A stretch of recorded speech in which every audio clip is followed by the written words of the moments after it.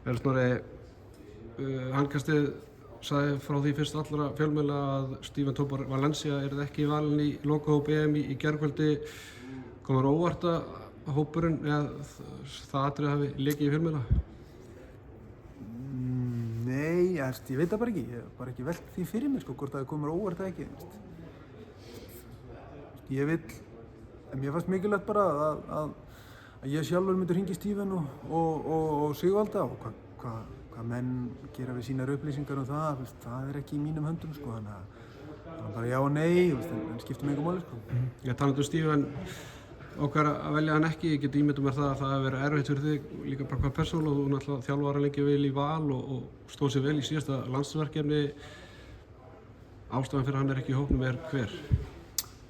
Ég númer 1, 2 og 3, ég trúi því að ég sé að velja okkar bestu hornamenn og þetta sé sterkasta liðið sem ég er að velja. Það er mín trú og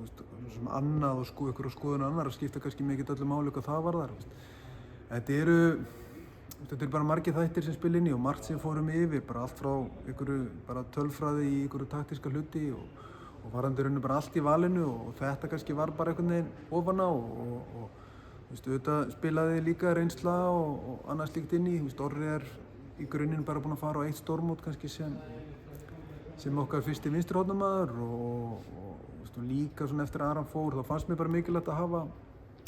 smá reynslu og kannski vóð það aðeins þyngra en hitt. Þetta höfum við líka, ég hef svona nefnt að Steven getur staðið bakvörðinn og það hefur verið svona taktísku hlutir sem er unnið með honum en þegar upp er staðið og því ég skoðaði hópinn þá kannski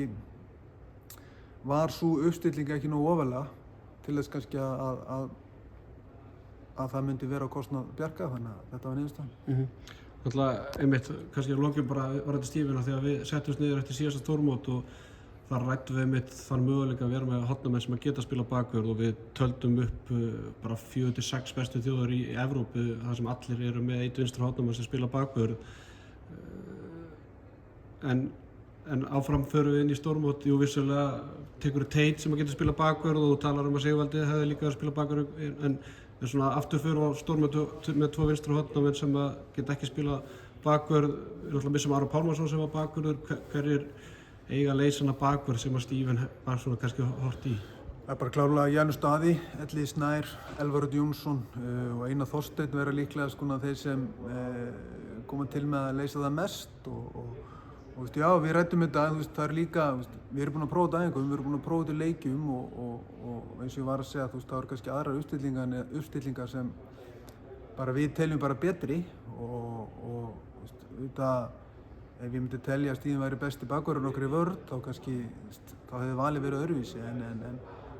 þetta er byggt á ykkur sem ég hef skoðað og séð bæði í leikjum og náttúrulega ekki síst æfingum og þetta er bara eitthvað sem ég held að sé rétt en ég skil alveg pælingarnar og ég var til í það að okkar hornamenn væru bestu bakvörðirnir en ég tel aðra bara betri í því og henta okkur betur þessu sinni og þess vegna er þetta valið.